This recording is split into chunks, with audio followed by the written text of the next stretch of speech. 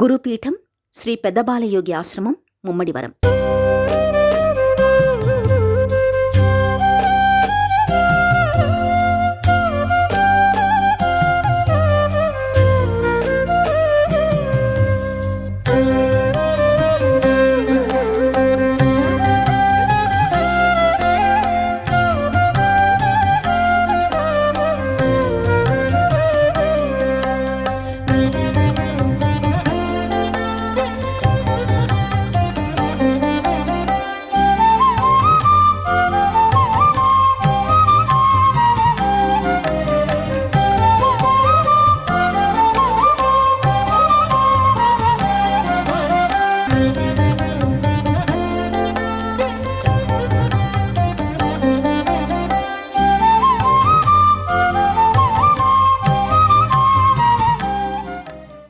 ఆచార్య దేవో భవ.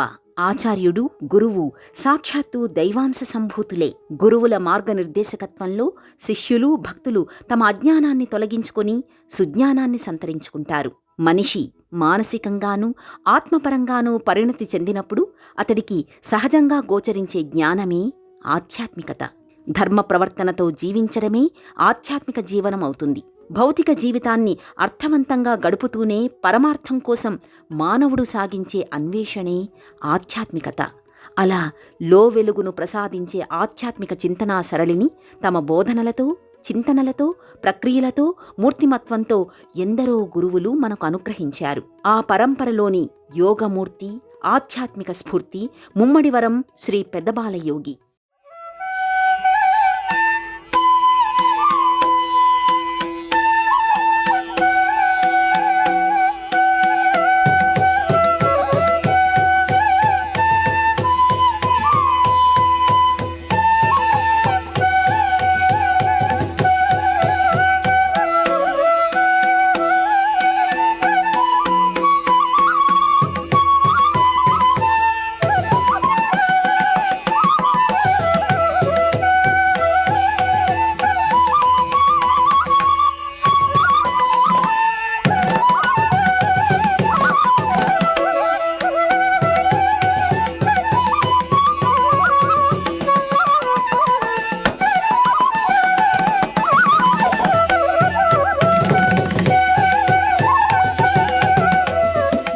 ఆయన నిర్వికల్ప సమాధిలో నిశ్చలంగా భాసించే నిరాహార యోగి.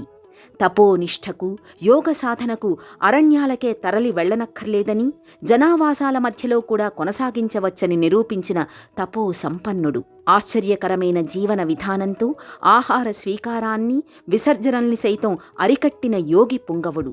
40 సంవత్సరాలకు పైగా మౌన దీక్షలోనే గడిపి చింతనా మార్గాన్ని కొత్త పుంతలు తొక్కించిన మునీశ్వరుడు. పెదవి విప్పి మహితోక్తులు, అనుగ్రహ భాషణాలు వెల్లడించింది ఏమీ లేకపోయినా నా మౌనమే నా సందేశం అంటూ మౌనంగానే ఎన్నెన్నో సందేశాలను, అనుగ్రహతత్వాన్ని అందించిన ఆధ్యాత్మిక సాధకుడు. తన మౌన ప్రబోధాల ద్వారా ఎందరో పండితుల్ని, జ్ఞానుల్ని, నాస్తికుల్ని సైతం ఆకట్టుకున్న యోగీశ్వరుడు. ఆయనే ముమ్మడివరం శ్రీ పెద్దబాలయోగి.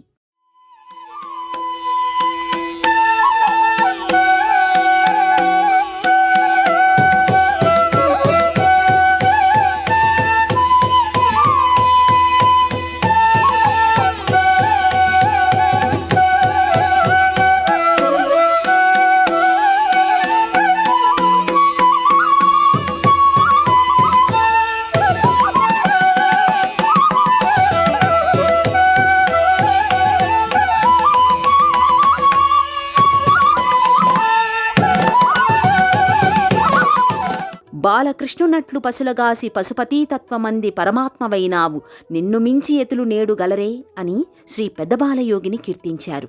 జ్ఞానం ఉన్నవారే మహాత్ములవుతారు. సాధనాపరులు, వైరాగ్య సంపన్నులు, యోగి పుంగవులు మహితాత్ములవుతారు.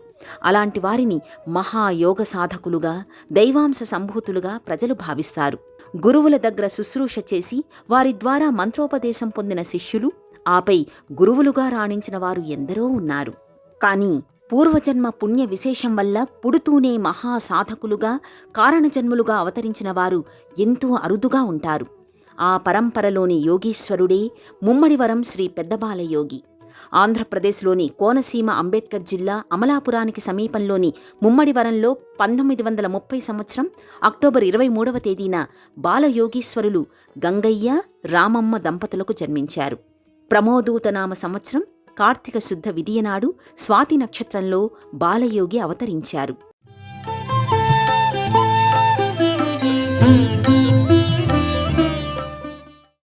ముమ్మడివరం గ్రామానికి తూర్పు వైపున కుండలేశ్వరం, ఉత్తర భాగంలో కోటిపల్లి, దక్షిణ దిక్కున అంతర్వేది క్షేత్రాలు ఉన్నాయి. ముమ్మడివరం ప్రకృతి రమణీయతతో అలరారే ప్రదేశం. కోనసీమ అందాలన్నీ పోతపోసిన రీతిలో ముమ్మడివరం పచ్చదనంతో పరిమళిస్తుంది. అలాంటి ప్రాకృతిక సౌందర్య శోభితమైన ముమ్మడివరం బాలయోగి ఆవిర్భావ స్థలం.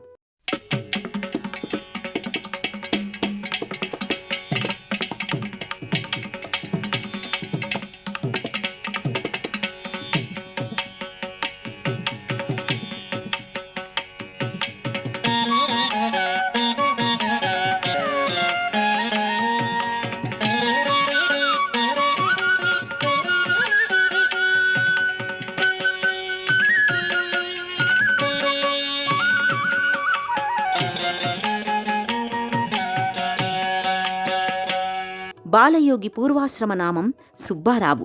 చిన్నతనంలోనే మాతృమూర్తి గతించడంతో సుబ్బారావు మేనత్త బీరసుబ్బమ్మ దగ్గర 10 ఏళ్ల వయసు వచ్చే వరకు పెరిగాడు. ఆ తరువాత దొమ్మేటి బాపన్న దగ్గర పశువుల కాపరిగా జీతానికి కుదిరాడు. 1946 మే నెల చివరి వారం వరకు తన జీవనభృతితోనే కొనసాగాడు. మే చివరి వారంలో శ్రీలంక తల్లెమ్మ జాతరలో సుబ్బారావు శ్రీకృష్ణ నారదుల చిత్రపటాన్ని కొన్నాడు. ఆ చిత్రపటం కొనుగోలు చెయ్యడమే సుబ్బారావు జీవితానికి మేలి మలుపు. ఆ చిత్రపటం సుబ్బారావును ఎంతగానో ఆకట్టుకుంది. శ్రీకృష్ణుడు భగవంతుడు, నారదుడు ఆయన భక్తుడు, భక్తుడు భగవంతుడు ఏకీకృతంగా భాషించే ఆ చిత్రపటం ఎంతో విశేషమైనది. స్వాతస్మిన్ పరమప్రేమారూప అని భక్తికి నిర్వచనం చెప్పాడు నారద మహర్షి.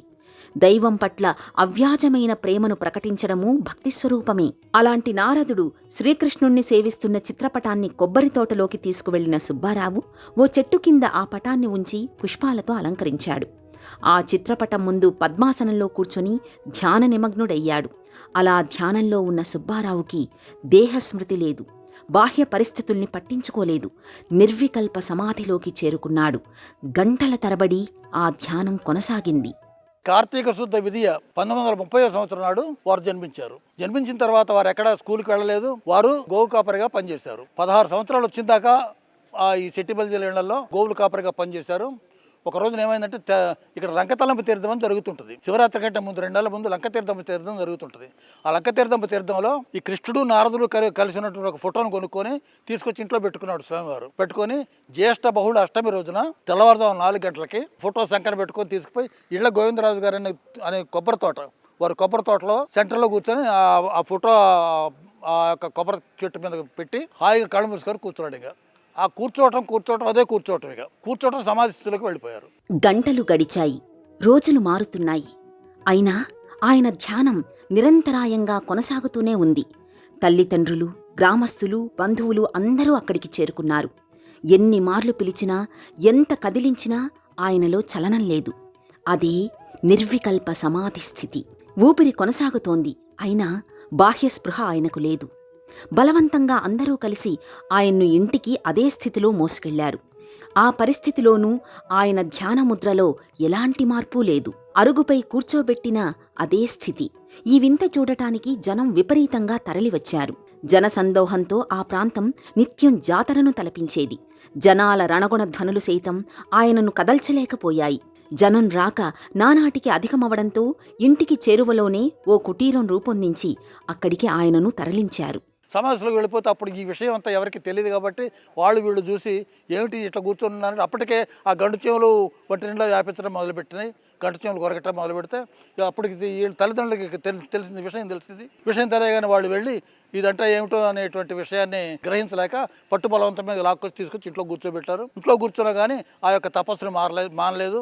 అప్పటికే భోజనం తింటాం అనేటువంటి దాన్ని నిరసించారు. అయితే వీళ్ళ పట్టుబలవంతం మీద పాలు మాత్రమే తాపటం మొదలెట్టారు. ఇక 2-3 నెలలు గడిచిన తర్వాత ఈ సంవత్సరాలు చేసుకునే ఇళ్లలో తపస్సు చేసేటువంటి వాళ్ళు ఉండటం మంచిది కాదు. అని ఇక్కడ ఇదంతా అప్పుడు పోరంబోకు స్థలం. ఈ స్థలంలో ఒక చిన్న పాక వేశారు. ఆ పాక వేస్తే ఆ పాక వేయగానే వెంటనే సర్దుకొని వచ్చి ఆ పాకలో కూర్చున్నాడు. ఎవరికి తెలియకుండా వచ్చి ఆ పాకలో కూర్చున్నాడు. ఆ కూర్చున్న దగ్గర నుంచి ఇక అదే కూర్చోవటం. ఇప్పుడు ఆ స్థలంలోనే ఇప్పుడు సమాధి కట్టిన స్థలం. వచ్చేవాళ్ళు దర్శనం చేసుకుని వెళ్ళిపోయేవాళ్ళు, కానీ ఎవరు కదిలించినా బదిలించినా ఆయన మాట్లాడలేదు, కళ్ళు విప్పి చూడలేదు.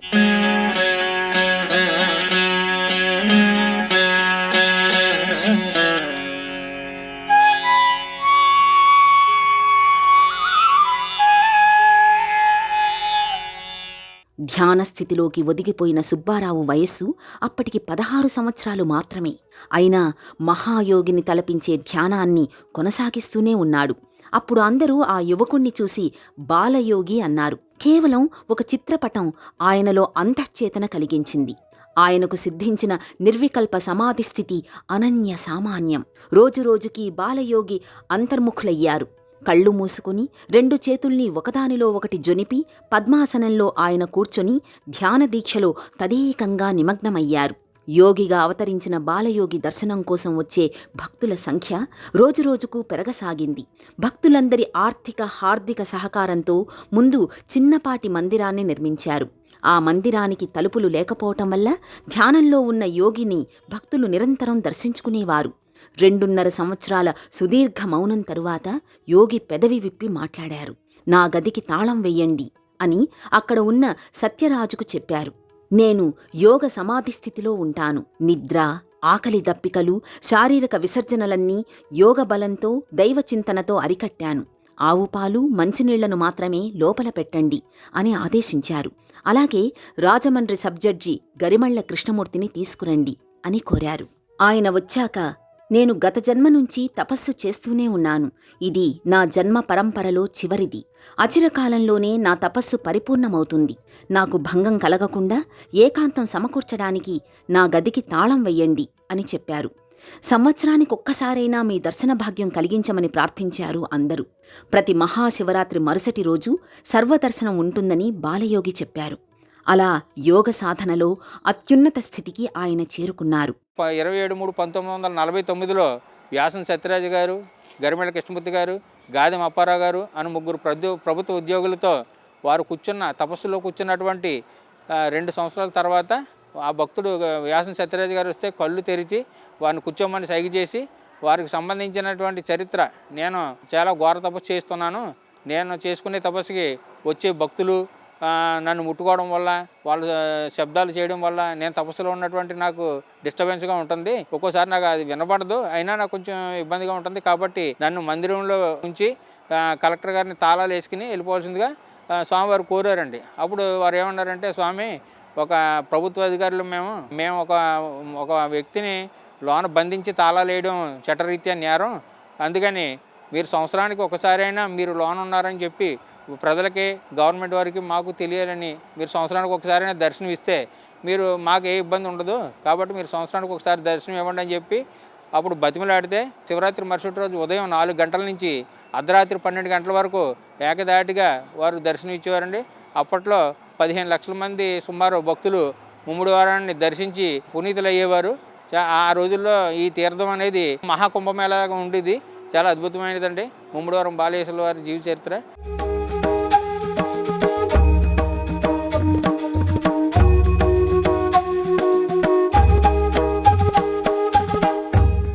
జయంతి నాయన బాలయోగి గురించి విస్తృతంగా తన అభిప్రాయాలను ప్రకటించారు. బాలయోగి అని ఆయనే సుబ్బారావుకు నామకరణం చేశారు. కర్కటిక, ఉద్దాలక, దాసూర, వీతహవ్య, శిబిధ్వజాదులైన యోగులు ఎలాంటి పూర్ణయోగ స్థితిని పొందారో బాలయోగి కూడా అదే స్థితి అందుకున్నారని వ్యాఖ్యానించారు.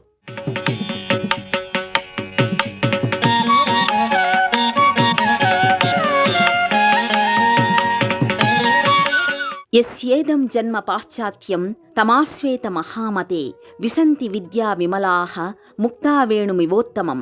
ఏ మహాపురుషుడి జన్మ అంతిమ జన్మ అవుతుందో ఆ దివ్యపురుషుడి గురించి అతి శీఘ్రంగా తెలుసుకోవచ్చు అని జయంతి నాయన పేర్కొన్నారు. 1949 మార్చి 27 నాటి నుంచి పర్ణశాలను పెంకుటిల్లుగా మార్చుతున్న సందర్భంగా ప్రకటితమైన మహిమా విశేషాలను బులుసు బుచ్చిరాజు అనే భక్తుడు వివరించాడు. మహాయోగులు, మహర్షులు, సిద్ధులు, సాధకులు ప్రదర్శించే లీలా విభూతులకు కార్యకారణ సంబంధం ఉంటుంది. అలాగే బాలయోగి అప్రయత్నంగా ప్రకటించిన మహిమలు, లీలలు అనేకం ఉన్నాయని స్థానికులు ఇప్పటికీ చెబుతుంటారు.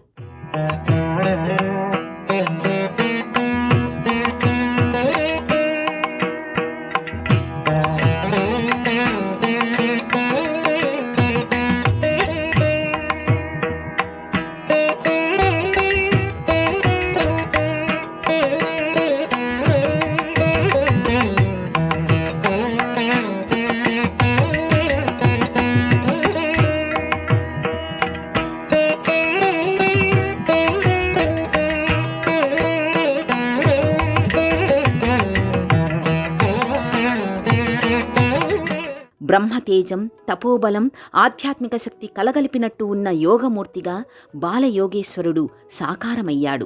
క్రమంగా ఆయనకు ఎందరో శిష్యులు వచ్చి చేరారు. గురువుగా ఆయనను ఆరాధించేవారు. వారిలో బాలయోగి జీవిత చరిత్రను రచించిన జయంతి నాయన ఒకరు. బాలయోగీశ్వరుల జీవితానికి సంబంధించి అనేక గ్రంథాలు, వ్యాసాలు, రచనలు వచ్చాయి. వాటన్నింటిలో జయంతి నాయన రాసిన బాలయోగి జీవిత చరిత్రే సర్వసమగ్రమైనదిగా చెబుతారు. జయంతి నాయనకు బాలయోగి శివస్వరూపంగా దర్శనమిచ్చాడంటారు. అప్పుడు అప్రయత్నంగా స్తవం రూపంలో ఆయనను కీర్తించారు. ఆ స్తవాన్నే నేటికి బాలయోగి నిత్య కైంకర్యంలో పఠిస్తారు.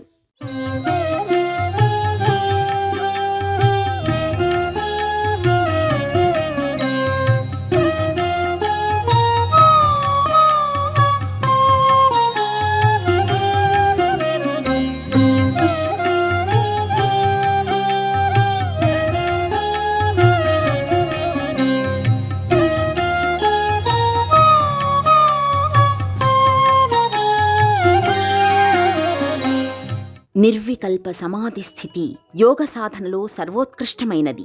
ఆత్మశోధన, యోగ సాధన, ఆధ్యాత్మిక చింతనలతోనే అది సాధ్యమవుతుంది. అష్టాంగ యోగం ద్వారా సర్వేంద్రియాలను స్వాధీనం చేసుకుని ఆ పరమేశ్వరోపాసనలో సకల వృత్తుల్ని నిరోధించి తపస్సు చేసిన యోగ సాధకులు పొందే భావాతీత స్థితి నిర్వికల్ప సమాధి స్థితి. యోగత్వం అనేది సహజ సిద్ధంగా ఏర్పడాలి. ఇందులో కృత్రిమత్వానికి తావులేదు. అలా సహజ యోగిగా బాలయోగి అవతరించారు. ఆనాటి కలెక్టర్ డి బాలసుందరం పిళ్ళై బాలయోగి గురించి తెలుసుకుని ముమ్మడివరం వచ్చారు. యోగ సాధనతో ఓ యోగి నిత్య కృత్యాల్ని సైతం నిరోధించాడని తెలుసుకుని అమితంగా ఆశ్చర్యచకితులయ్యారు. తాళం వేసి ఉన్న గదిని తెరచి చూడగా దివ్య కాంతులతో బాలయోగి దర్శనమిచ్చాడు. ఆ గది నిండా దీపాలు, అగరు పొగలు, పుష్పాల సువాసనలు వెల్లువెత్తాయి. బాలయోగి సాధారణ మానవుడు కాదని, దైవాంశ సంభూతుడని కలెక్టర్ విశ్వసించారు. భక్తుడిగా మారారు. పరమనాస్తికుడైన కోట్నీస్కి బాలయోగి శ్రీకృష్ణ రూపంలో దర్శనమిచ్చాడంటారు. స్వయంగా ఆయనే ఈ విషయాన్ని ప్రకటించి శ్రీకృష్ణ రూపధారిగా యోగముద్రలో ఆసీనుడైన బాలయోగి దర్శనమిచ్చారు. ఆ రూపమే నా మనోఫలకంపై ముద్రితమైందని ఆయన ప్రస్తావించారు.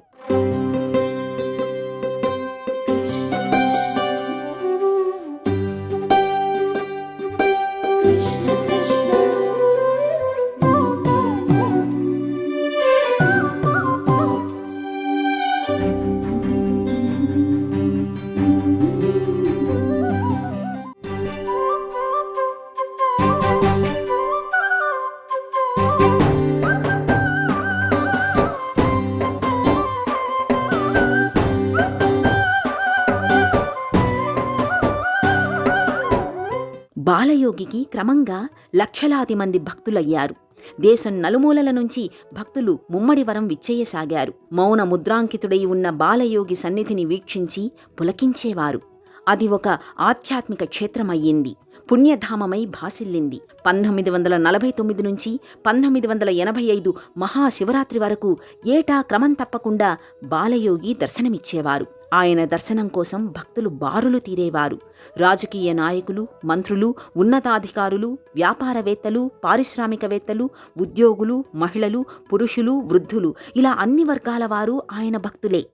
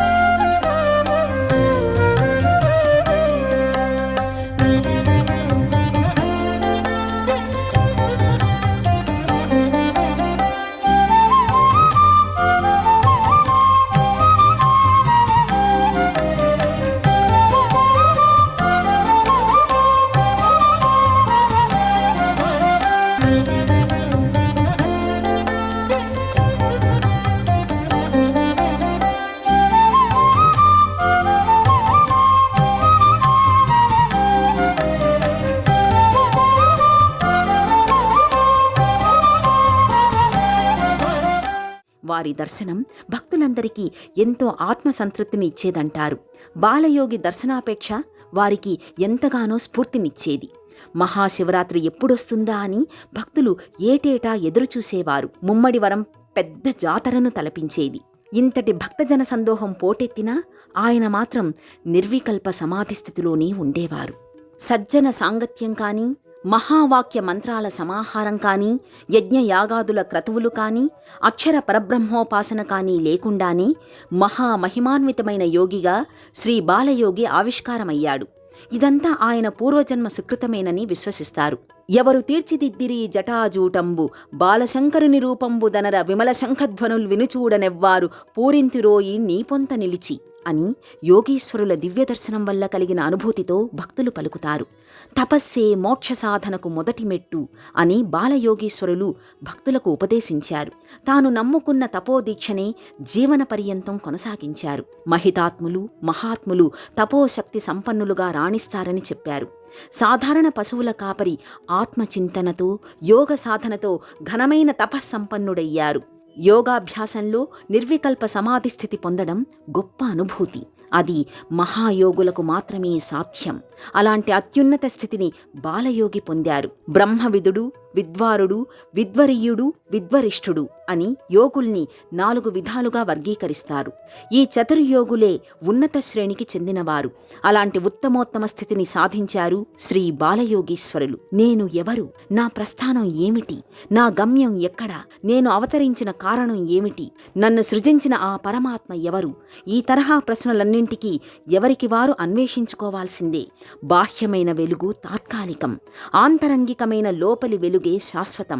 అంతర్ముఖీనంగా దర్శించే మనిషి తనలోని క్రాంతిర్మయత్వాన్ని దర్శించవచ్చు.